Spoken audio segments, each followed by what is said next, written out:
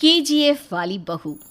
निर्मला जी के बेटे सुमित की शादी नव्या के साथ हो गई और निर्मला जी बहुत खुश थी क्योंकि बहू रानी दिखने में बहुत खूबसूरत थी और नेचर भी अच्छा था। निर्मला जी का बहुत अच्छे से ख्याल रखती थी, कभी किसी से झगड़ा नहीं करती थी।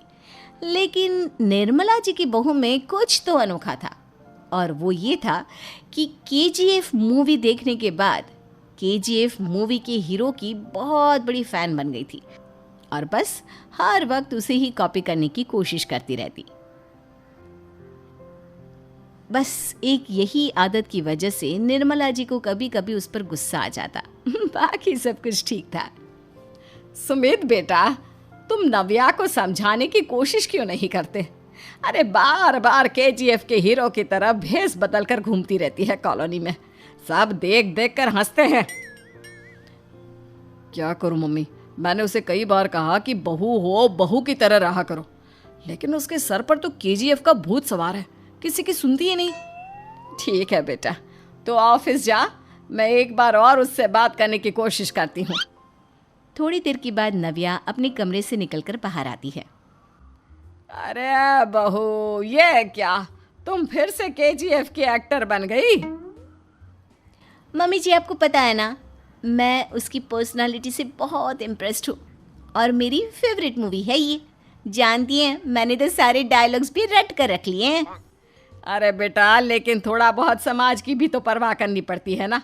तुम इस तरह घूमती हो, सब लोग क्या सोचते होंगे, थोड़ा तो डरा करो। मम्मी जी, डर होना चाहिए और दिल में होना चाहिए, वो अपुन के नहीं सामने वाले के दिल में होना चाहिए। अरे तुम फिर से केजीएफ के डायलॉग मारने लगी। अरे पता नहीं कब समझोगी। डोंट वरी मम्मी जी, मैं अभी आपके लिए गर्मा गर्म कॉफ़ी बना कर लाती हूँ, उसके बाद आपकी सारी टेंशन रफू चक्कर हो जाएगी। कुछ दिनों के बाद। नव्या, नव्या कहाँ हो तुम? मैं यहाँ हूँ। अरे क्यों इस तरह केजीएफ का हीरो बनकर घूम रही हो? कभी तो मेरी बीवी बनकर रह लिया करो। छोड़ो ना सुमित। अच्छा बताओ, मुझे आवाज़ किस लिए दे रहे थे?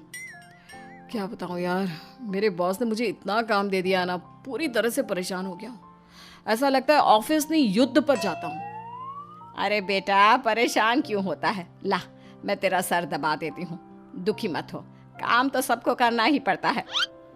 लेकिन मम्मी, ऑफिस में आजकल बहुत काम रहता है, थक जाता हूँ मैं। जानता है बेटा, जब तू छोटा था ना, तो मैं ऑफिस और तुझे संभालने का सारा काम करती थी, तब मुझे भी ऐसा ही लगता था। लेकिन कुछ दिनों के बाद सब ठीक हो जाएगा बेटा। सही कह रही है मम्मी जी, तुम अपने आप को ऑफिस में काम करने की वजह से योद्धा समझते हो, लेकिन जानते हो, इस दुनिया में सबसे बड़ा योद्धा एक माँ होती है। अरे ये डायलॉग तो मैंने कहीं सुना है। जरूर सुना होगा, केजीएफ फिल्म का डायलॉग, भला किसने सुना नहीं होगा। हे भगवान, कोई मेरी बीवी के सर से केजीएफ का भूत उतार दे। कुछ दिनों के बाद। नव्या, सुमित तो ऑफिस चला गया, एक काम करते हैं, हम दोनों मार्केट चलते हैं, मुझे कुछ शॉपिंग करनी थी। ठीक है मम्मी जी, मैं अभी तैयार होकर आती हूँ। थोड़ी देर बाद नव्या फिर से केजीएफ फिल्म के हीरो की तरह गेटअप रखकर आ जाती है। अरे तुम फिर से ये बन गई। चलिए ना मम्मी जी, आप जानती है ना, मुझे ऐसे रहना बहुत पसंद है। प्लीज़ प्लीज़ प्लीज़ मम्मी जी। अच्छा ठीक है, चलो। मार्केट में निर्मला जी को उनकी एक सहेली मिलती है। अरे निर्मला, ये तुम किसे साथ में लेकर घूम रही हो? लगता है फिल्म का हीरो निकलकर तुम्हारे साथ आ गया है। मेरी बहन, क्या बताऊं, ये फिल्म का हीरो नहीं है। अच्छा, ये तुम्हारा बेटा होगा, बहुत दिनों से देखा नहीं ना, इसलिए पहचान नहीं पाई मैं। अरे नहीं नहीं, मेरी पूरी बात तो सुनो, ये मेरी बहू है नव्या। है? लेकिन दिखने में तो ये बिल्कुल केजीएफ के एक्टर की तरह नजर आ रही है। हाँ, वो क्या है ना, इसे इसी तरह रहना पसंद है। क्या बात है बहू, शहर में इस तरह घूम रही हो, तुम्हें बिल्कुल भी अजीब नहीं लगता? लोग तुम्हारे बारे में क्या कहेंगे? आंटी जी, जो शहर में रहने आता है ना, वो उसके बारे में सीखता है, और जो राज करने आता है ना, वो शहर को अपने बारे में सिखाता है। और मैं इस शहर को अपने बारे में सिखा रही हूँ। अरे ऐसा ही कुछ तो केजीएफ पिक्चर के हीरो ने भी बोला था ना अपनी फिल्म में। ये हुई ना बात, सही पहचाना आपने। केजीएफ फिल्म के हीरो का ही डायलॉग है ये। निर्मला जी और नव्या को मार्केट में शॉपिंग करते करते शाम हो जाती है और शाम को घर लौटते वक्त एक सुनसान सड़क पर अचानक से एक चोर उनके सामने आकर खड़ा हो जाता है। चुपचाप अपना सारा रुपया माल पैसा मुझे दे दो। क्यों दे दे पैसे? तुमने दिए क्या सामान खरीदने के लिए? ओए चुप कर। और इस तरह बहुरुपया बनकर क्यों घूम रहा है? अरे घूम रहा नहीं, घूम रही है, बहू है ये मेरी। लेकिन देखने में तो तुम्हारा बेटा जैसा लगता है। वैसे कुछ भी कहो, बेटा है बड़ा हैंडसम। अरे चुप कर, कहा ना बेटा नहीं बहू है मेरी, बहू है। अच्छा ठीक है, तो ऐसे कहता हूँ, तुम्हारी बहू बहुत हैंडसम है। ओए मिस्टर चोर, ज्यादा बातें बनाने की जरूरत नहीं है। चुपचाप यहाँ से निकलो, तुम्हें कुछ नहीं मिलने वाला। ऐसी बात है? एक मिनट रुको, ये देखो मेरे हाथ में गन है ना, गन। तुम दोनों का भेजा उड़ा दूंगा। नव्या लपक कर वो गन चोर से छीन लेती है। ट्रिगर पे उंगली रखने वाला हर कोई शूटर नहीं होता और उनकी औकात उनको चाहने वालों के अलावा और कोई समझ नहीं सकता। क्या बोले रे? ये लाइन तो मैंने कहीं सुना है। अरे सुना होगा, जरूर सुना होगा, क्योंकि केजीएफ फिल्म तो सबने देखी है ना। मेरी बहू तो दिन में 4-4 बार देखती है, उसी का डायलॉग है ये। अरे वाह आंटी जी, बहुत कमाल की है आपकी बहू। चलता फिरता केजीएफ का एक्टर ही लगती है। एक काम करो, अब तुम यहाँ से चलते फिरते बनो, वरना तुम्हारी ये जो नकली गन है ना, इसी से नकली गोली चलाकर तुम्हारा नकली भेजा उड़ा दूंगी। चोर डर के मारे वहां से भाग जाता है। कुछ दिनों के बाद एक दिन सुमित नव्या से कहता है, नव्या, मेरे कुछ दोस्तों ने शहर के बाहर जो बड़ा सा गार्डन है ना, वहाँ पर गेट टुगेदर का प्लान बनाया है। तुम भी सही वक्त पर रेडी हो जाना, हम भी चलेंगे। रेडी होने में तो मैं माहिर हूँ, और आप तो जानती ही है ना मैं कैसे रेडी होती हूँ। नव्या प्लीज इस बार मेरी बीवी की तरह बनकर तैयार हो जाना। केजीएफ का एक्टर फिर कभी बन लेना। नहीं सुमित, मैं तुम्हारे दोस्तों से पहली बार मिल रही हूँ। मैं अपना असली हुनर तो दिखाऊंगी ना उन्हें, ताकि उन्हें भी पता चले कि तुम्हारी बीवी बीवी नहीं बल्कि एक बहुत फेमस फिल्म का स्टार है, स्टार। ठीक है, तुम्हारी जिद के आगे मेरी कहाँ चलने वाली है। और फिर सुमित अपनी बीवी को लेकर अपने दोस्तों के पास पहुंचता है। यह है मेरी पत्नी नव्या। अरे मुझे तो लगा ये तुम्हारा कोई नया दोस्त है। हाँ, मैं भी बहुत देर से सोच रहा था कि सुमित का नया दोस्त तो बड़ा हैंडसम है। आप लोगों को गलत फहमी हुई है, मैं इनका दोस्त नहीं बल्कि इनकी बीवी हूँ। अगर आप बीवी हैं तो बीवी की तरह क्यों नहीं रहती? आपको देखकर तो ऐसा लगता है जैसे सुमित अपनी किसी कॉलेज की फ्रेंड को लेकर घूम रहा है। अब क्या बताऊँ यार, तुम लोग ही समझाने की कोशिश करो, मेरी तो कोई बात नहीं सुनती। अरे भाभी जी, ये तो बहुत बुरी बात है, रियली वेरी बैड। हमारे दोस्त को तो बीवी के साथ रहने की फीलिंग ही नहीं आती होगी।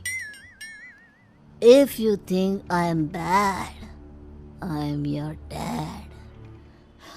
अरे भाभी जी, क्या कमाल का डायलॉग मारा है, मजा आ गया। आप तो एक्टिंग भी बहुत अच्छी करती हैं। हाँ, लेकिन बस एक ही इंसान की एक्टिंग करती है मेरी बीवी, केजीएफ के हीरो की, और उसी की तरह रूप बदल बदल कर घूमती रहती है। यार सुमित, तेरे तो मजे हैं, चलता फिरता सिनेमा हॉल तेरे संग चलता है। बेटा, मेरे कितने मजे हैं और कितने नहीं ये तो मुझे ही मालूम है। ऐसा क्यों कह रहा है यार, सारा दिन डायलॉग सुनने को मिलते हैं और बीवी एक हैंडसम दोस्त की तरह नजर आती है, और क्या चाहिए। क्या बताऊं भाई, कई बार रात को सोते वक्त जेब में नकली गन रखकर सोती है और फिर झटके से मेरे सर पर गन तान के केजीएफ के डायलॉग मारती है। उस वक्त मेरी क्या हालत होती होगी ये तो मैं ही समझ सकता हूँ ना। सुमित की बात सुनकर उसके सारे दोस्त जोर जोर से हंसने लगते हैं। सासू माँ बदल गई। कहानी उस घर की है जहाँ बहू और बेटी को एक माना जाता था, लेकिन फिर अरे शिखा बेटा, तू रसोई में क्यों घुसी रहती है? जा, रोटी मैं बना लूंगी। नहीं नहीं माँ जी, आप बैठिए, बस सारा खाना बन ही गया है। श्वेता को बोल देती हूँ, वो खाना लगा देगी सबका। सॉरी भाभी, मेरे पास वक्त नहीं है। माँ, मुझे पैसे देना, पार्लर जाना है। हाँ हाँ चली जाना, भाभी को भी ले जाना। वो भी जाने को बोल रही थी पार्लर, पर पहले ना मदद कर दे उसके खाना लगाने में। देख माँ, वो बहू है, उसे बहू रहने देना, इतना सर पर मत चढ़ा भाभी को। श्वेता, ज्यादा मत बोला कर। बहू और बेटी में कोई फर्क नहीं होता है, जा जाकर काम कर। ननद को माँ का भाभी से इस तरह प्यार करना बिल्कुल अच्छा नहीं लगता। वो बार बार किसी न किसी तरह माँ को भाभी के खिलाफ भड़काती रहती, लेकिन कोई फायदा ना होता। एक रोज, अरे बेटे किशन, जा बहू को कहीं घुमा कर ला, सारा दिन घर में काम करती रहती है। हाँ हाँ माँ, हम लोग जा रहे हैं ना गोवा। अच्छा जी, भाभी ने तो हमें बताया भी नहीं। वैसे तो सारी पंचायत करती है, ये गोवा वाली बात क्यों छुपा गई हमसे? अरे क्योंकि उसे खुद नहीं पता था बहन, मुझे टिकट सस्ती मिल रही थी तो मैंने बुक कर दिया। हाँ शिखा, पैकिंग कर ले, संडे हम जा रहे हैं गोवा। दोपहर में शिखा पैकिंग कर रही थी कि सास आ जाती है। ये क्या बहू, साड़ियाँ? अरे गोवा जा रही है घूमने या फिर शादी में मायके हैं? माँ जी, ऐसा कुछ है ही नहीं, समझ में नहीं आ रहा क्या रखूं कपड़े में। अरे तेरी और श्वेता की साइज तो एक ही है, उसके कुछ मॉडर्न कपड़े ले ले, आकर लौटा देना। हाँ माँ जी, ये ठीक रहेगा। शिखा श्वेता के पास जाती है और उससे कपड़े मांगती है। ना जी ना, मैं अपने कपड़े ना दूं, वैसे भी फैल जाएंगे मेरे कपड़े, बहुत महंगे वाले हैं। शिखा मुंह लटकाकर कमरे में आ जाती है तो सास कहती है, चल तैयार हो जा, तुझे मैं शॉपिंग करा कर लाती हूँ गोवा की। बस फिर क्या था, सास बहू निकल जाते हैं मार्केट और एक से बढ़कर एक ड्रेस खरीद कर घर आते हैं। पहले बता देती कि नए कपड़े दिलाने वाली है भाभी को, तो मैं अपने ही दे देती ना भाभी को, मुझे दिला देती नए कपड़े। देख श्वेता, परिवार का मतलब सबके साथ रहना होता है, ना कि सिर्फ अपना सोचना। वैसे भी तुझे अच्छे संस्कार सीखने चाहिए। और रही बात कपड़ों की, तो शिखा, आज से घर पर भी तू मॉडर्न कपड़े ही पहनेगी, कोई जरूरत नहीं है ये साड़ी वाड़ी लपेटने की। अब क्या था, घर पर श्वेता और शिखा एक जैसे रहते। एक बार पड़ोसन आती है। अरे बेटा, अपनी माँ को तो बुलाना जरा, बात करनी है। शिखा सास को बताती है और रसोई में चली जाती है। ये आपकी बेटी बहुत बड़ी हो गई है, इसके लिए एक रिश्ता है, कहो तो बता दूं। ये बेटी नहीं बहू है, घर में सब एक जैसा ही रहता है। वैसे मेरी बेटी भी बड़ी हो गई है, कोई रिश्ता हो तो जरूर बताना। पड़ोसन रिश्ता लेकर उन लोगों के घर आती है। तब श्वेता की होने वाली सास कहती है, तो ये घर है, कितने मंजिल का है? और ये बहू ने आपकी क्या पहन रखा है, जीन्स टॉप? अरे भाई, साड़ी वाड़ी नहीं है क्या इसके पास? देखिए, सर्दी है तो साड़ी में बहू कैसे मैनेज करती, वैसे पहनती है साड़ी भी। देखिए, हम लोग ठहरे पैसे वाले लोग, कोई कमी नहीं है हम लोगों के पास पैसों की, बहुत पैसे हैं, जमीन, नौकर चाकर, कार, सब कुछ है, लेकिन घर में संस्कारी बहू चाहिए, समझ रही हैं ना आप? सास कुछ कहती कि श्वेता बोल पड़ती है, हाय रे, नौकर चाकर से लेकर जमीन, कार, पैसा, हाँ, मुझे रिश्ता मंजूर है मुझे। अरे रुक जा श्वेता, मैं बात कर रही हूँ ना। देखिए, हम लोगों के घर इतनी आजादी नहीं मिलेगी। अरे हाँ कर देना माँ, हाँ कर दे जल्दी से। सास क्या करती, बेटी की शादी ऐसे घर में कर देती है जहाँ ना उनके विचार मिलते हैं और ना ही आचार। शादी के बाद एक रोज फोन पर, श्वेता बेटा, एक बार घर आ जा, बहुत दिल करता है तुझे देखने का। माँ, वो घर पर बहुत काम होता है, कैसे आऊँ? बड़ा घर है, लेकिन आने जाने वालों की लाइन ही लगी रहती है। बेटा, मैं तो जानती थी उस घर का हाल, लेकिन तू ही नहीं मान रही थी। माँ देख, हर घर का यही हाल है। तेरी बेटी को यहाँ घूंघट हटाने की परमिशन नहीं है और एक तरफ भाभी स्कर्ट पहनकर घूम रही है। बेटा, मुझे क्या पता था कि मेरी बेटी को ससुराल के नाम पर पिंजरा मिल जाएगा। अच्छा माँ, फोन रखती हूँ, सास को गर्मा गर्म रोटी खिलानी है। तुम लोगों की तरह नहीं कि एक रोटी बनाओ, एक सब्जी बनाओ, फिर सारा दिन फ्री होकर घूमो। सास फोन तो रख देती है, लेकिन सोच में पड़ जाती है कि एक तरफ बेटी जिसे कोई आजादी नहीं, वहीं दूसरी तरफ बहू जिसे देखकर लगता ही नहीं कि उसकी शादी भी हुई है। अगले रोज। शिखा, अरे ओ शिखा। हाँ माँ, क्या हुआ? कुछ चाहिए आपको? मैं जिम जा रही थी। जिम के कपड़ों में बहू को देखकर सास को घूंघट में अपनी बेटी का ख्याल आता है। देख बहू, घर में बहू की तरह रहा कर। इतने टाइट कपड़े पहनकर जिम जाना पसंद नहीं मुझे। जा जाकर रोटी बना। रोटी? माँ, अभी तो शाम की 6 बजे हैं, इस वक्त रोटी? अब क्या मेरे खाने पीने पर भी पहरा है? अरे जब मर्जी तब मैं अपने घर में खा भी नहीं सकती क्या? बहू को अजीब लगता है। वो समझ नहीं पाती कि जो सास कल तक इतनी सपोर्टिव थी, उन्हें अचानक से क्या हो गया। वो किचन में जाती है, गरम रोटी के साथ 2 तरह की सब्जी, रायता, सलाद सब लेकर सास के पास आती है। माँ जी, खाना। इतना सारा खाना? राक्षस समझा है क्या मुझे? रोटी मांगी थी मैंने गर्मा गर्म बस। पर माँ जी, रोटी खाती किससे आप? सब्जी तो बनानी थी ना। अरे भूख मर गई मेरी तेरी बहस से। जा जाकर काम कर, अंदर पूरी रसोई साफ कर।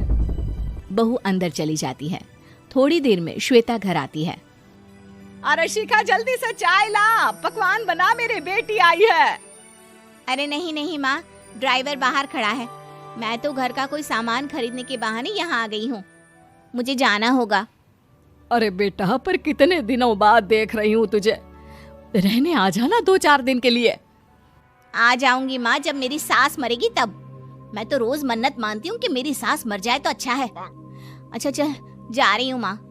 हे भगवान, कैसे कैसे दिन देखने पड़ रहे हैं मेरी बेटी को। सास अंदर जाती है, जहाँ श्वेता की जिम वाली सहेली का फोन आया होता है। क्या बात है, आज जिम नहीं आई? अरे पता नहीं यार, आज माँ को क्या हो गया अचानक। पर खैर कोई नहीं, लगता नहीं कि मैं अब जिम आ पाऊंगी। शिखा स्पीकर पर बात कर रही थी, जिसे सास सुन रही थी। यार ये सास ना होती ही ऐसी है। मैं तो कहती हूँ बुढ़िया जल्दी मरे और तू आराम से जिए। शिखा को सहेली की बात पर गुस्सा आ जाता है। माँ के मरने की कौन सा बच्चा दुआ मांगता है मोहिनी? आगे से ऐसी बात मेरे सामने मत करना। हमारे घर की शोभा ही माँ है। क्या हुआ जो थोड़ी सख्ती दिखा रही है? उसमें भी कोई ना कोई उनकी भलाई ही होगी। मैं तो कहती हूँ भगवान मेरे जैसी सास सबको दे, जो सिर्फ माँ की तरह है। सास वाली तो कोई बात ही नहीं है उनमें। सास ये बात सुन रही थी। उनकी आंख में आंसू आ जाते हैं कि क्यों वो बेटी की किस्मत में बहू को भी भागीदार बना रही थी। शिखा, अरे ओ शिखा, क्या हो गया? जिम नहीं जाना क्या? सासू माँ की नई सहेली। प्रिया किचन में चाय बना रही होती है और सुमन ड्राइंग रूम में बैठकर मजे से टीवी देख रही होती है। तभी दरवाजे की घंटी बजती है। प्रिया, जरा देखना तो कौन आया है। देखती हूँ मम्मी जी। प्रिया दरवाजा खोलती है तो सामने पड़ोस वाली विमला आंटी खड़ी होती है। नमस्ते आंटी जी, कैसी हैं आप? मैं तो बिल्कुल ठीक हूँ बेटा, पर तेरी सास को क्या हुआ है? आजकल कहीं दिखती ही नहीं है। जब देखो तब टीवी के आगे जमी रहती है। अंदर तो आइए आंटी। अरे ओ दीपक की अम्मा, कहाँ हो? अरे विमला, आओ आओ, क्या बात है, बड़े दिन बाद याद आई तुम्हें मेरी। मैं तो हमेशा ही तुम्हें याद करती हूँ, पर तुम ही गायब रहती हो और आजकल तो बाहर भी नहीं आती जाती। तबीयत तो ठीक है ना तुम्हारी? अरे तबीयत को क्या होना है, इस उम्र में तो कुछ ना कुछ लगा ही रहता है। मेरी छोड़ो, तुम ये बताओ कि क्या चल रहा है गली मोहल्ले में? तुम गली मोहल्ले की छोड़ो, चल तो तुम्हारे पड़ोस में रहा है। तुम्हारी नई सहेली आई है। मेरी कौन सी नई सहेली? मैं तो यहाँ बस तुमसे बातचीत कर लेती हूँ, या फिर बाजू वाली शर्मा की बहू से 2-4 बातें कर लेती हूँ। इसीलिए तो कहा कि तेरी नई सहेली आई है। अब कोई पड़ोस में आया है तो बात तो होनी ही है। कम से कम इसी बहाने हमारा भी एक ग्रुप बन जाएगा। फिर सब मिलकर अपनी बहुओं की शिकायतें किया करेंगे।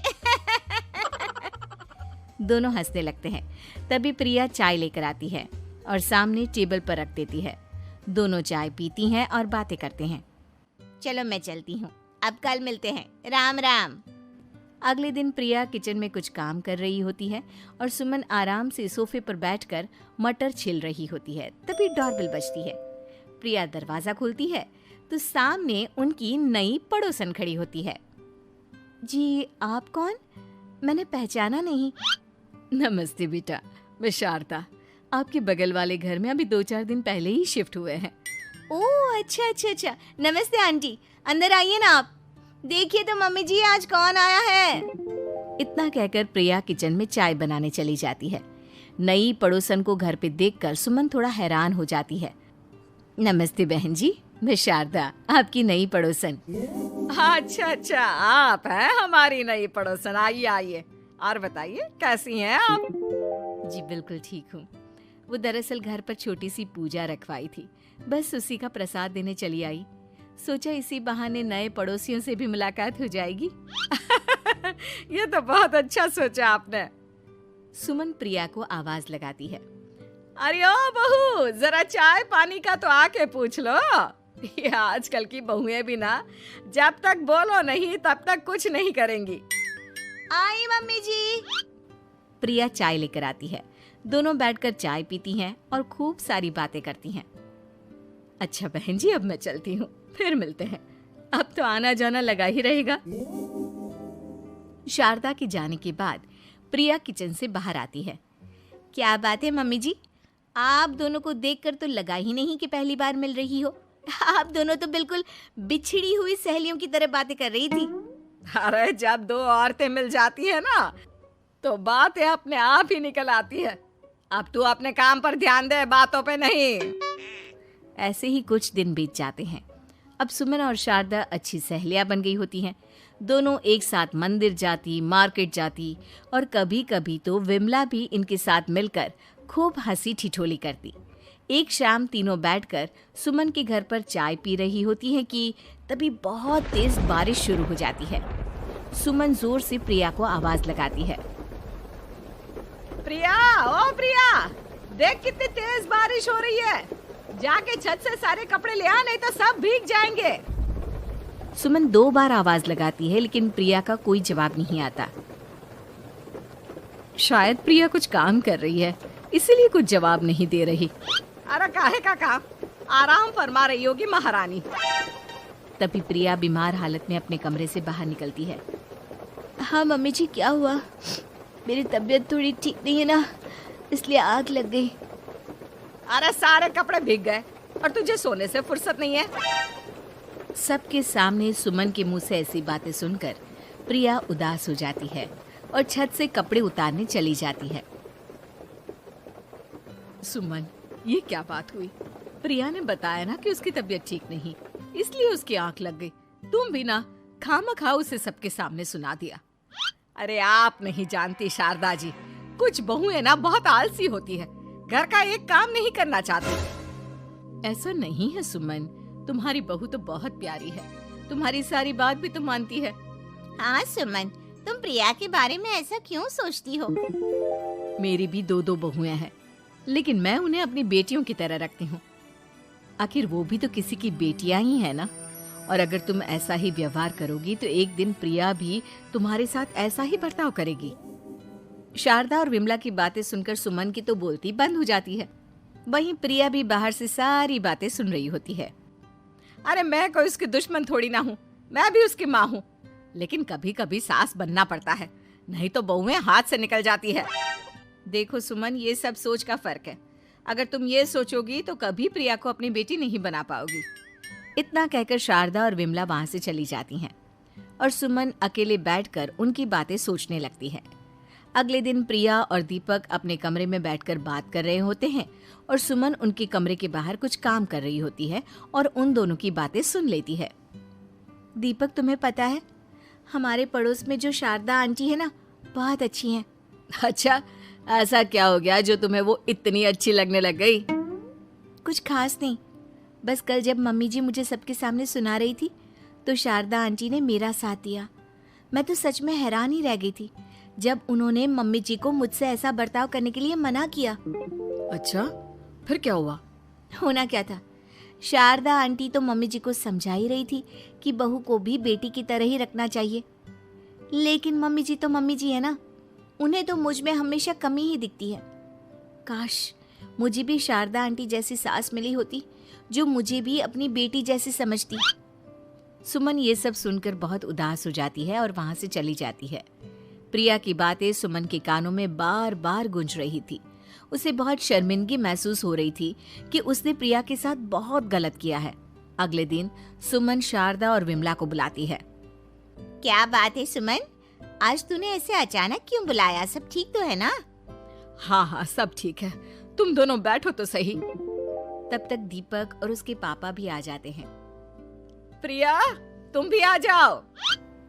क्या हुआ मम्मी जी, आपने बुलाया?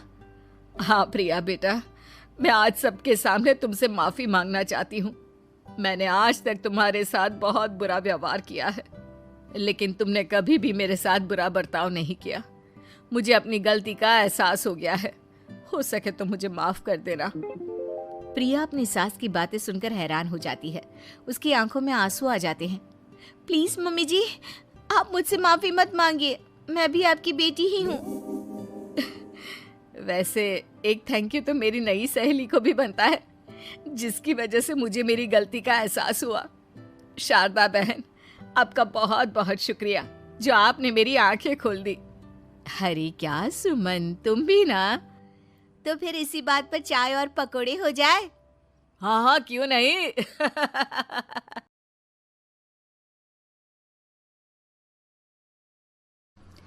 सास बहू में हंगामा, घर आए शकुनी मामा। सुबह सुबह सास अपने भाई को फोन लगाती है।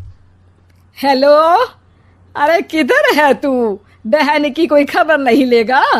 यहाँ मेरी सारी सत्ता लूट रही है धीरे धीरे करके। अरे क्या हुआ दीदी, सुबह सुबह ये रुदाली क्यों शुरू कर दी? ऐसा क्या पहाड़ा टूटा है? अरे तेरे धर्मराज ससुर ने तिजोरी की चाबी बहू को दे दी है। पैसों का हिसाब भी उसी के पास रहता है। सिर्फ तिजोरी की ही नहीं, बेटे की चाबी भी उसी के पास है।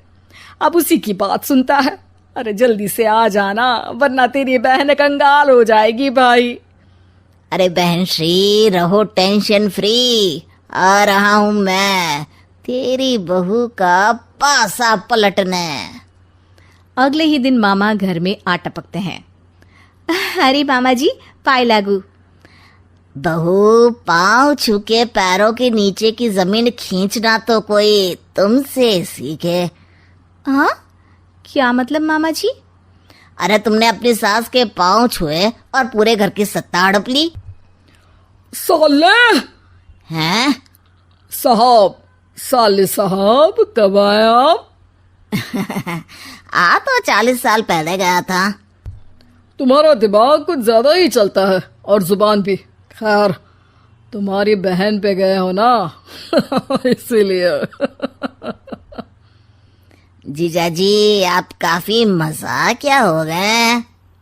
वैसे बहू ने घर की सत्ता हड़पी नहीं है, उसको दी गई है। वो गुणी है, समझदार है और उत्साही भी है। एक किताब भी लिख दीजिए ना अपनी बहू की तारीफ में जीजा जी। तभी सास वहां आ जाती है। अरे भाई, मेरे भाई आ गया तू। आजा आजा आजा, तेरे लिए पकवान बनाए हैं मैंने। हाँ हाँ साले साहब, खाइए। आपके घर में तो मिलते नहीं होंगे पकवान। क्या मतलब? मतलब आपके घर में आपकी बहन थोड़ी ना रहती है, उनके हाथ के पकवान थोड़ी ना मिलते होंगे, यही कह रहे थे ना ससुर जी? हाँ बहू, यही कह रहा था मैं। सास अपने भाई को अंदर ले जाती है और कहती है, ये हलवा खा के कुछ जलवा दिखा दे भाई। लूडो? अरे हाँ हाँ, लूडो भी खेल लेना। पहले बहू के हाथ से सत्ता लेने की कोई तरकीब ढूंढो। लूडो खेलेंगे, जो जीतेगा सत्ता उसकी। अरे पर मुझे तो खेलना ही नहीं आता। तू बस चाल चलना, पासे तो मैं फेंकूंगा और मेरे हाथ से फेंका गया पासा मेरी मर्जी के खिलाफ नहीं आता। अरे लेकिन तेरे जीजाजी रहेंगे तो ये काम कैसे होगा? हर रविवार जीजाजी शाम को अपने दोस्तों के साथ बैठने जाते हैं वहाँ उनकी महफिल जमेगी और यहाँ बहू के महफिल उजड़ जाएगी।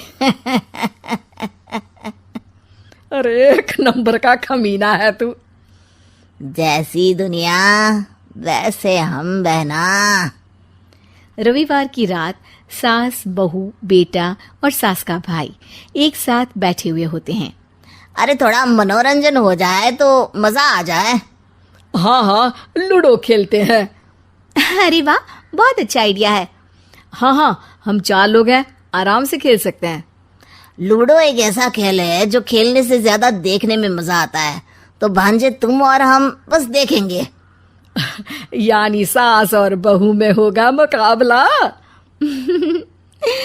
आ जाओ, देखते हैं किसमें कितना है दम। खेल होता है शुरू। पहली बाजी बहू जीत जाती है। क्यों सासू माँ, कैसी रही? अरे एक ही खेल जीती है, इतना घमंड ना कर। खेली तो तुम बहुत अच्छा हो बहू, लेकिन ऐसे फीके फीके खेलने में मजा नहीं आ रहा। कुछ दांव पे ना लगे तो क्या मतलब। ठीक है, आप जो कहेंगे मैं दांव पर लगा दूंगी। वादा करो, खेल छोड़ के भागना मत। अरे हाँ मामा जी, पक्की बात। क्योंकि मेरी बहना कच्ची खिलाड़ी है तो उसकी तरफ से पास से मैं फेंकूंगा। बुढ़ापे में तो वैसे भी हाथ कांप रहे हैं, पास ही क्या फेंकेंगी सासू माँ। बहू को पता नहीं था कि मामा के फेंके पासे हमेशा सही बैठते हैं। वो बस पहली बाजी जीत के खुद को चैंपियन समझ रही थी। अगर मैं हार गई तो बहू को अपने पुराने गहने दे दूंगी, और अगर बहू हार गई तो तिजोरी की चाबी और घर के पैसों के हिसाब की जिम्मेदारी वापस मेरे हाथ में दे देगी। हाँ हाँ, मंजूर है मुझे। अरे रुको तो, थोड़ा सोच समझ के। अरे सोच लिया और समझ भी लिया। दूसरी बाजी शुरू होती है। मामा के फेंके एक भी पासे उनकी मर्जी के खिलाफ नहीं जाते। बहू को पसीना आ जाता है, पर सास को टक्कर नहीं दे पाती। आखिरी गोटी के घर में जाने के लिए सास को 1 नंबर चाहिए, जबकि बहू एक बार भी घर में नहीं पहुंची है।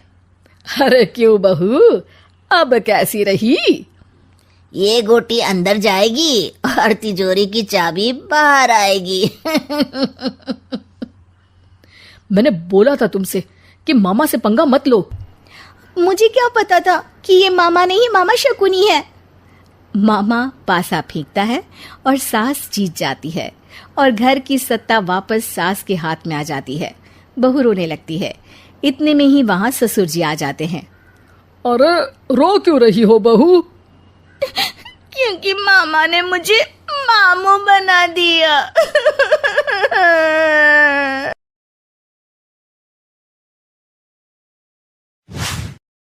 दुर्गा नदी के किनारे बसा एक गांव फूलपुर। गांव में कुछ 100-150 लोग रहते थे। अंजलि, जो कि पास ही के जिले में रहती थी और 12वीं पास कर चुकी थी, उसके पिताजी ने बेटी को जल्दी विदा करने के लिए उसकी शादी फूलपुर गांव के मुकेश से करवा दी थी। मुकेश कभी स्कूल नहीं गया था और इस कारण वो पढ़ा लिखा नहीं था, और बाकी गांव वालों की हालत भी मुकेश जैसी ही थी। मुकेश के घर में उसके माता पिता भी रहते थे।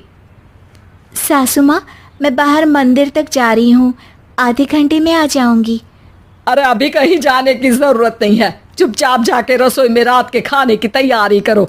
और ये घूंघट क्यों हटा लिया है तुमने? क्या पता नहीं कि इस गांव में औरतें बिना घूंघट के नहीं रहती?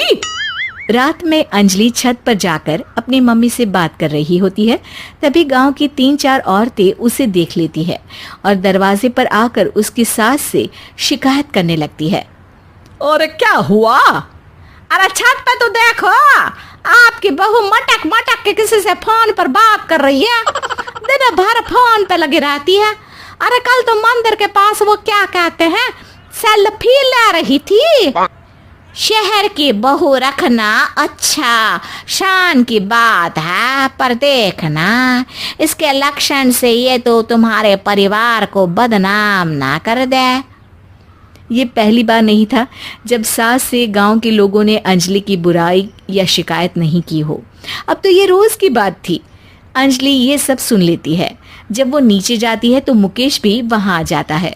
सास कहती है, बेटा, लोग घर आकर शिकायत करने लगे हैं बहू के कामों की। देख लो, पति हो, संयम से रखो इसे। माँ जी, मैं तो अपनी माँ से बात कर रही थी, क्योंकि यहाँ कोई बात करने लायक ही नहीं है। और अब मैं माँ के पास ही रहूंगी। वहाँ क्या रहना, वहाँ बाहर के लोग तो ठीक है, पर घर के लोग भी इज्जत ना दे सके। अरे नहीं नहीं अंजलि, ऐसा नहीं है। धीरे धीरे सब ठीक हो जाएगा, तुम फिक्र ना करो। अरे बस कुछ बोलना ही नहीं है, सर पे चढ़ा रखा है बहू को। सास मुकेश की नरम बात सुन के वहां से मुंह चढ़ाकर चली जाती है। मैं तो कहती हूँ हम दोनों शहर चले जाते हैं। मैं पढ़ी लिखी हूँ, मुझे वहाँ नौकरी भी मिल जाएगी और थोड़े दिनों में आप भी वहाँ कुछ काम ढूंढ लेना। अरे नहीं नहीं अंजलि, हम यहाँ ना गांव का खेत, माँ पिताजी को छोड़कर शहर नहीं जा सकते। माँ पिताजी को कैसा लगेगा और गांव वाले क्या सोचेंगे। ये कहकर मुकेश सोने चला जाता है और अंजलि की गांव वालों द्वारा बुराई का सिलसिला बहुत दिनों तक चलता ही रहता है। लेकिन अंजलि गुस्सा ना दिखाते हुए समझदारी से काम लेती है। बारिश का मौसम चालू हो जाता है। जोरदार बारिश से पूरे गांव में हाहाकार मच जाता है। दुर्गा नदी में बाढ़ आ जाती है और बाढ़ का पानी पूरे गांव की फसल तबाह कर देता है। फसल की ये हालत देखकर गांव वाले निराश हो जाते हैं और बात तो यहाँ तक पहुँच जाती है कि कुछ लोग तो अंजलि को इस सब का दोषी ठहरा देते हैं। अरे पूरी फसल तबाह हो गई, पता नहीं किसकी नजर लग गई है। अरे जब से चौधरी परिवार में ये शहर की बहू आई है ना, तब से ही गांव की शांति चली गई है। इसके कर्म कांड से माँ दुर्गा नदी भी खुश नहीं है। ये सब सुनकर बेचारी अंजलि रोते हुए अपने घर चली जाती है। कुछ दिन बाद सभी गांव वाले अपनी फसल का मुआवजा लेकर अपने अपने घर आते हैं। मुकेश भी 1500 लेकर आता है। अंजलि को जब पासबुक दिखाता है तो अंजलि हैरान हो जाती है। अरे, ये पासबुक में तो उन्होंने 4000 की एंट्री करी है और आपको सिर्फ 1500 दिए। सच में? अरे, वो सरकारी अफसर आपको बेवकूफ बना रहे हैं। सरकार की तरफ से हमें 4000 मिले हैं, लेकिन बाकी का सारा पैसा खुद ही खा रहे हैं। आप लोग के अनपढ़ होने का फायदा उठा रहे हैं। ये सब सुनकर मुकेश परेशान हो जाता है, लेकिन अंजलि उसे हिम्मत से काम लेने को कहती है और सुबह होते ही मुकेश को पंचायत कार्यालय ले जाती है और साथ में गांव के और लोगों को भी। आप सरकारी बाबू क्या गांव के लोगों को बेवकूफ समझते हैं? आपको क्या लगता है ये पढ़े लिखे नहीं है तो आप कुछ भी मनमानी करेंगे? ये बेचारे दिन रात इतनी मेहनत करते हैं, ये हमारे अन्नदाता हैं और आप इनके साथ ऐसा धोखा करते हैं। अरे क्या बके जा रही है ये लड़की, किस धोखे की बात कर रही है? अपने कांड करके नदी माँ को नाराज करके हमारा नुकसान करके इसे चैन नहीं मिला क्या? सरपंच जी, इन सरकारी बाबू ने मुझे बेवकूफ बनाया है और मेरे हिस्से के पैसे खुद चट कर गए। बस ये सुनते ही सरपंच वहां से दुम दबाकर भाग जाता है। पता चलता है कि जनपद अधिकारियों ने गांव के सरपंच के साथ मिलकर सबके साथ धोखा किया है। सब लोगों का विरोध शुरू हो जाता है और आखिर में अधिकारी सब गांव वालों के हिस्सों के बचे हुए पैसे उन्हें लौटा देते हैं और कई दिन तक सरपंच गांव में लौटता ही नहीं। अंजलि, तुम नहीं होती तो हम गांव वालों को तो पता ही नहीं चलता कि ये हमें हर बार बेवकूफ बनाते हैं। हाँ हाँ अंजलि बेटी, हमें माफ कर दो। हम सब तुम्हें बुरा भला कहते रहे, लेकिन तुमने ही आज हमें बेवकूफ बनाने से बचाया है। हमें तुम पर गर्व है बेटी। अब समझ आया कि सरपंच तुमसे नहीं, तुम्हारे पढ़े लिखे होने से नफरत करता था। क्यों ना इस बार हम अंजलि को ही सरपंच पद के लिए चुन ले? क्या कहते हो गांव वालों? पढ़ी लिखी सरपंच। बस पूरा गांव अंजलि के लिए ताली बजाता है और अंजलि की सास उसे खुशी से गले लगा लेती है।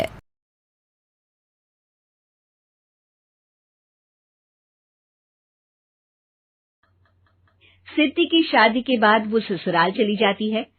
पीछे रह जाती है भाभी रानी। सिद्धि के ससुराल जाते ही भाभी कहती है, अरे वाह जी वाह, सारे कपड़े मेरे। हाय रे पैंट, अरे वाह वाह, मजा आ जाएगा। अरे ये सिद्धि की अलमारी के सामने खड़े होकर क्या बड़बड़ा रही है? जा जाकर देख मेहमानों को विदाई की मिठाई मिली कि नहीं। अब हाँ माँ जी, क्यों नहीं, लेकिन पहले कपड़े तो बदल लूं। अब रानी आ जाती है सिद्धि के उन कपड़ों में जो वो ससुराल जाने से पहले घर छोड़ जाती है। अरे रानी, कुछ दिन रुक जाती। अरे ये तो सिद्धि बिटिया को मैंने ही दिया था, बड़ा ही फबता था उस पर, तुझ पर तो कुछ खास नहीं लग रहा। अब वो ना मेरे सारे कपड़े गीले थे तो सोचा पहन लूं। वैसे भी सिद्धि को कौन सा भी पुराने आउटडेटेड कपड़ों को पहनना है। वैसे भी ये सूट तो मैंने तभी पहना था, वैसे खास है भी नहीं ये। हाँ ठीक है, लेकिन ना मेरी सिद्धि पर तो जमता था। सारे मेहमान चले जाते हैं और सिद्धि ससुराल से मायके पहली बार आती है। ओह, अपना घर, अपना कमरा, अपनी अलमारी। ये बोलकर जैसे ही सिद्धि अलमारी खोलती है तो सामने उसके कपड़ों की जगह कुछ और ही रखा होता है। माँ, ओ माँ, जरा कमरे में तो आना। सास और रानी वहां पहुंच जाते हैं। रानी ने पहनी होती है सिद्धि की जींस और टी शर्ट। अरे भाभी, ये क्या? ये तो मेरी बड़ी ही महंगी टी शर्ट है, इसे आपने घर में क्यों पहनी है? अरे बहुत मिलती है दीदी ये चौक की मार्केट में, 150 में। ओ भाभी प्लीज, ये एरोपोस्टल है, 2000 की एक टी शर्ट। ओहो, 2000 में तो दीदी 4 साड़ी आ जाए। अब क्या बोलूं? भाभी, ये मेरी अलमारी में छोटू के कपड़े, तो मेरे कपड़े कहाँ हैं? मेरी अलमारी में? अब दीदी आपको कौन से पुराने कपड़े पहनने थे? माना भाभी, लेकिन मैं जब घर आती तो यही सब पहनती ना। अरे तुम तो बड़ी कंजूस हो दीदी। खैर, वक्त आता है जब सिद्धि ससुराल के लिए रवाना हो रही होती है। अरे रानी, अंदर से सिद्धि का गिफ्ट ले आ, लड़की पहली बार ससुराल से मायके आई है। रानी अंदर जाती है और एक सिंपल सी साड़ी लेकर बाहर आ जाती है। ये लीजिए माँ जी। सास बेटी को गिफ्ट देकर ससुराल भेजती है। अगले दिन रानी एक सुंदर सी साड़ी पहनकर सामने आती है। अरे रानी, ये तो वो साड़ी है जो मैंने सिद्धि को देने के लिए दी थी जब वो ससुराल ले जाती, लेकिन ये तूने कैसे पहन ली? अरे माँ जी, ये साड़ी तो मुझे बहुत पहले से ही पसंद थी, लेकिन चिंता ना करिए, मैंने सिद्धि के लिए भी अच्छी सी साड़ी दी है। हाँ। तभी सिद्धि का फोन आता है। क्या माँ, कुछ अच्छा तो दिया होता ससुराल ले जाने के लिए। अरे पहले दिखा दिया होता। ये चमकते हुए पैकेट में नौकरानी वाली साड़ी मत दिया करो माँ। अरे बेटे, वो तेरी भाभी ने ना गलती से उससे पैकेट बदल गया। हाँ, मैं कल ही तेरे भाई के हाथ से तेरा वाला पैकेट भेज दूंगी। अरे रहने दो माँ, आई एम श्योर भाभी ने अभी वही साड़ी पहनी होगी जो तुमने मेरे लिए रखी थी। तुम तो समझ नहीं पाई उनको। खैर छोड़ो, मैं ज्यादा बोलती अच्छी नहीं लगती, रहने दो, आपको उन्हीं के साथ रहना है, फिर बात करेंगे। सास को रानी पर गुस्सा आ जाता है। वो उसके कमरे में जाती है जहाँ वो शादी का एल्बम देख रही होती है। रानी, मार्केट जाकर एक ऐसी ही साड़ी लेकर आ, कल प्रतीक जाकर सिद्धि के घर दे आएगा। अरे क्यों माँ जी, कितनी साड़ी देनी है दीदी को? यहाँ कोई सेल लगी है क्या? अरे चुप कर, मेरे बेटी के हिस्से की साड़ी खुद पहन ली, अब ज्यादा ज्ञान बांट रही है। एक दिन सिद्धि का फोन आता है। माँ, मेरी सास ने आप सबको खाने पर बुलाया है। सारे लोग सिद्धि के ससुराल पहुंचते हैं। खाना खाकर वो लोग निकल रहे होते हैं कि सिद्धि की सास सभी को गिफ्ट देती है। अरे बहन जी, बेटी के घर का खाना खा लिया, यही बहुत है जो आप ऊपर से गिफ्ट भी दे रही है। अरे बहन जी, आप भी कहाँ इन बातों पर विश्वास कर रही हैं। सास सभी को गिफ्ट देती है, लेकिन रानी को जो साड़ी देती है वो अजीब सी हरे रंग की, लाल रंग की बड़ी छाप वाली होती है। अरे छी छी, ये कौन पहनेगा? सासू माँ को तो जरी वाली इतनी सुंदर और मेरे लिए ये नौकरानी वाली। अरे भाभी, दरअसल मैं जब भी घर आती थी आप वापसी में ऐसी ही साड़ी देती थी ना, तो माँ ने सोचा कि आपको आपकी पसंद की ही साड़ी क्यों ना दी जाए। बेचारी रानी, बोलती भी तो क्या। सिद्धि और सास रानी का चेहरा देखकर हंसने लगती है, तो रानी समझ जाती है कि अपने ही बिछाए जाल में वो फंस चुकी है। कॉन्ट्रैक्ट वाली बहू। नरेश की माँ अपने बेटे से मिलने दिल्ली आ रही है। इस बात का पता चलते ही नरेश के दिल में हलचल मच जाती है। नरेश अपनी माँ के स्वागत की तैयारी में लग जाता है। साथ ही उसे डर भी सताने लगता है कि उसकी माँ कहीं अपनी पुरानी जिद पर फिर से बैठ ना जाए। हे भगवान, इस बार बचा लो, अगले साल पक्का माँ की जिद पूरी कर दूंगा। तभी दरवाजे की घंटी बजती है। नरेश दरवाजा खोलता है तो सामने अपने मकान मालिक को देखकर हैरान हो जाता है, क्योंकि उनके साथ एक सुंदर सी लड़की भी थी। अब नमस्ते अंकल, कुछ काम था, मुझे बुला लेते। आपने क्यों कष्ट किया? अरे नहीं नहीं, इसमें कष्ट कैसा, मैं तो बस तुम्हें रीना से मिलवाने आया था। आज से रीना तुम्हारे साथ इसी फ्लैट में रहेगी। अंकल, कोई लड़का फ्लैटमेट नहीं है? एक अनजान लड़की के साथ रहना मेरे लिए थोड़ा अजीब होगा। देखो नरेश, मैं तुम्हें पहले भी बता चुका हूँ कि इस फ्लैट में तुम्हें किसी ना किसी के साथ एडजस्ट करना ही होगा, या फिर तुम अकेले पूरे फ्लैट का किराया दे दो, मैं किसी को नहीं रखूंगा।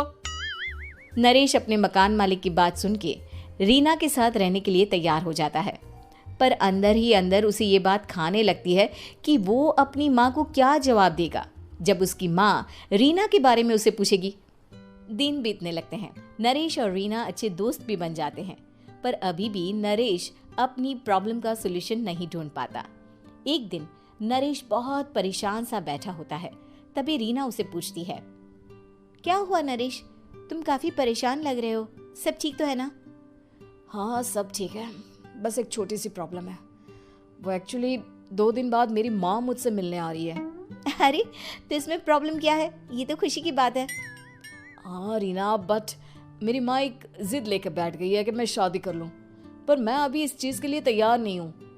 ऊपर से जब वो तुम्हें देखेगी तो 100 सवाल करेगी, क्या जवाब दूंगा? अरे इसमें कोई टेंशन वाली बात नहीं है, मेरे पास ना इस प्रॉब्लम का सलूशन है, जिससे ना तुम्हें शादी करनी पड़ेगी और ना ही तुम्हारी माँ मेरे बारे में कुछ पूछेंगी। रीना की बात सुनकर नरेश सोच में डूब जाता है। वो सोचता है कि रीना खुले ख्यालों वाली लड़की है, कहीं माँ को सच बता ना दे।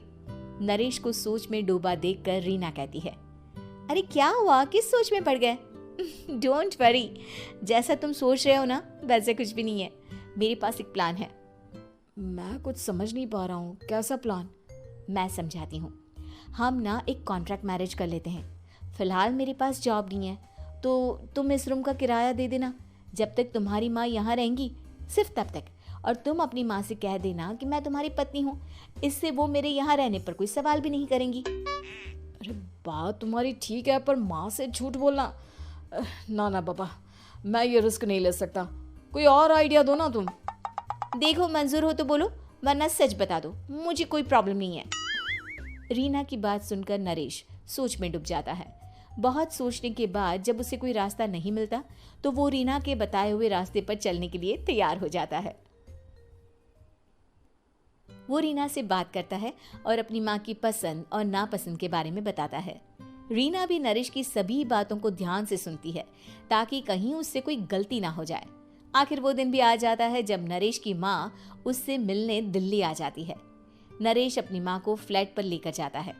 जैसे ही नरेश की माँ फ्लैट के अंदर जाती है, रीना उसके पैर छू लेती है। ये देखकर नरेश की माँ थोड़ी घबरा जाती है और नरेश से पूछती है, अरे बेटा नरेश, ये कौन है? माँ, ये आपकी बहू रीना है। माफ़ी चाहता हूँ, सब कुछ इतनी जल्दी में हुआ कि आपको बता ही नहीं पाया, इसलिए सोचा कि क्यों ना आपको सरप्राइज दिया जाए। अरे बेटा, मैं तो बस तेरा घर बसा हुआ देखना चाहती थी। हाँ, बहुत अरमान थे अपनी इकलौते बेटी की शादी को लेकर, लेकिन कोई बात नहीं, शायद किस्मत को यही मंजूर होगा।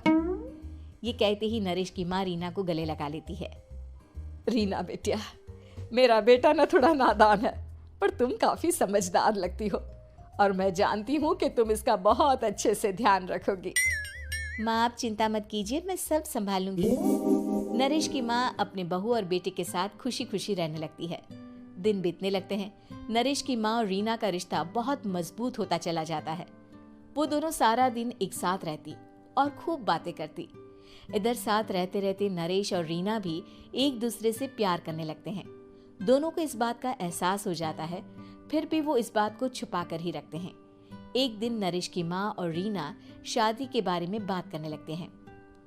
रीना बिटिया, ये तो नरेश ने मुझे बिना बताए शादी कर ली, वरना मैं तो अपनी इकलौती बेटी की शादी इतनी धूमधाम से करती कि सारी दुनिया देखती रह जाती। अच्छा माँ, आप ऐसा भी क्या करती नरेश और मेरी शादी में जो दुनिया देखती रह जाती? अरे बिटिया, एक माँ के अरमान तुम अभी नहीं समझोगी। मैं तो अपनी बहू को एक रानी की तरह लेकर आती और शादी भी बिल्कुल शाही अंदाज में करती, पर मेरे तो सारे अरमान ऐसे ही रह गए। खैर, मुझे तो अपने बेटे और बहू की खुशी चाहिए बस। ये कहते हुए नरेश की माँ की आंखों में आंसू आ जाते हैं। रीना भी ये सुनकर ख्यालों में खो जाती है, क्योंकि वो भी मन ही मन खुद को नरेश की पत्नी और उसकी माँ की बहू मानने लगी थी। शाम को जब नरेश ऑफिस से घर आता है तो रीना खुद को रोक नहीं पाती और नरेश के सामने उसकी माँ को अपने और नरेश के रिश्ते का सारा सच बता देती है। रीना की बात सुनकर नरेश की माँ दोनों से बहुत नाराज हो जाती है और घर वापस जाने की बात करने लगती है। तुम दोनों ने मुझसे सच छुपाकर बहुत ठेस पहुंचाई है मुझे। अब तुम लोगों के साथ नहीं रहना चाहती मैं, कल ही वापस चली जाऊंगी अपने घर। माँ मुझे माफ कर दो, ये सब मैंने रीना के कहने पर ही किया है, वरना मैं भी आपको कभी ठेस पहुंचाने के बारे में सोच भी नहीं सकता। हाँ माँ, हमने ये सिर्फ आपका दिल रखने के लिए किया, प्लीज हम दोनों को माफ कर दीजिए। तुम दोनों ने मेरे अरमानों के साथ खिलवाड़ किया है, और वैसे भी मुझे अपने बेटे के लिए एक अच्छी लड़की ढूंढनी है, इसलिए मेरा यहाँ से जाना ही बेहतर होगा। माँ की ये बात सुनकर रीना खुद को रोक नहीं पाती। माँ, क्या मैं आपके घर की बहू बनने लायक नहीं हूँ? रीना की बात सुनकर नरेश हैरान रह जाता है। नरेश की माँ भी कुछ समझ नहीं पाती। मैं कुछ समझी नहीं, आखिर तुम कहना क्या चाहती हो? माँ, मैं वो नरेश से बहुत प्यार करती हूँ और साथ ही साथ मैं आपको भी अपनी माँ मान बैठी हूँ। आज जब आपकी बातें सुनी तो खुद को रोक नहीं पाई, इसलिए सारा सच आपको बता दिया। रीना की बात सुनकर नरेश की माँ की आंखों में आंसू आ जाते हैं और वो अपने बेटे नरेश और रीना को गले लगा लेती है। मेरे घर की बहू तो सिर्फ रीना बिटिया ही बनेगी। मैं आज ही तुम दोनों की शादी की तारीख निकलवा दूंगी, बस एक बार तुम्हारे घर वाले मान जाए। उसी दिन रीना के माता पिता भी उनके फ्लैट पर आ जाते हैं। दोनों परिवार आपस में बैठकर बातें करते हैं और शादी के लिए राजी हो जाते हैं। रीना भी कॉन्ट्रैक्ट फाड़ देती है और कहती है, सही मायने में मैं अब बहू बनूंगी, अब तक तो सिर्फ कॉन्ट्रैक्ट वाली बहू थी।